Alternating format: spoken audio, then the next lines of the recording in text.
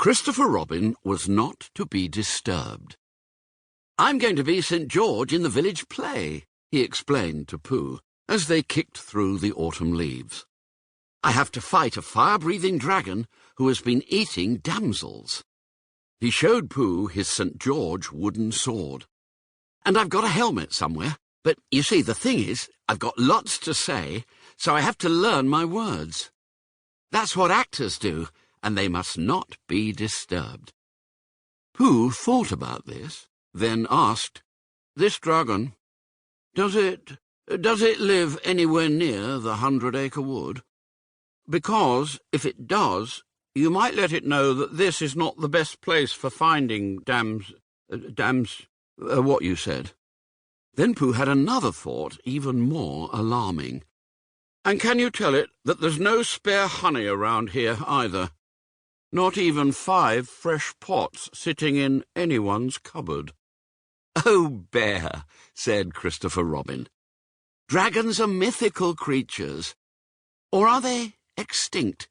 It's one or the other, so there's nothing to worry about. And they don't eat honey.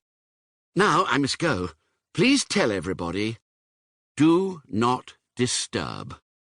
Then Christopher Robin ran back to the house, making dragon-threatening thrusts and slashes at the undergrowth, while Pooh wondered whether he preferred his dragons mythical or extinct, and quite what the difference might be.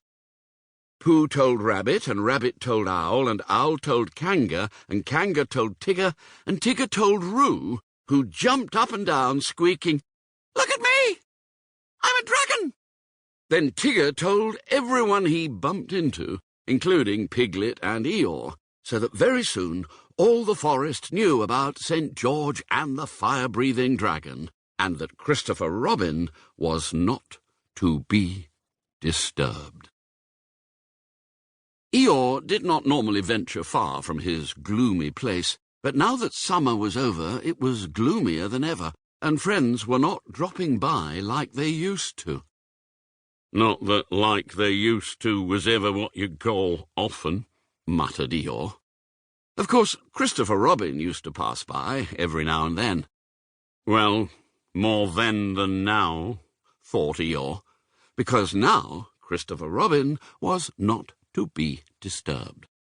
And no one has not disturbed him more than me these last few days. Then Eeyore had an idea. "I shall go for a walk," he announced to himself. "A stroll, a ramble, and maybe I shall meet somebody. Or maybe, when I return, somebody will have dropped by. Or maybe—" He let out a sigh. "Not." But Eeyore had walked no more than a dozen plods when he saw it. A something half hidden under a bush. A something that glinted in an interesting sort of way. "Whatever that is," thought Eeyore, "I, Eeyore, have found it." But try as he might, with hooves and head and teeth, he couldn't persuade it to come free. "What is needed," he decided at last, "is assistance. Assistance in the digging of it out, and then assistance in the knowing of what it is." He thought maybe Rabbit could help, because Rabbit can burrow, and Rabbit has brain. But then Rabbit might take charge, and maybe even claim the credit for finding the something interesting himself.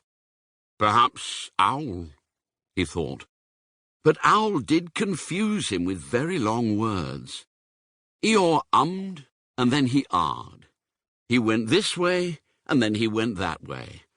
And at last he decided that the only thing to do was to stand and guard the something interesting until somebody came along.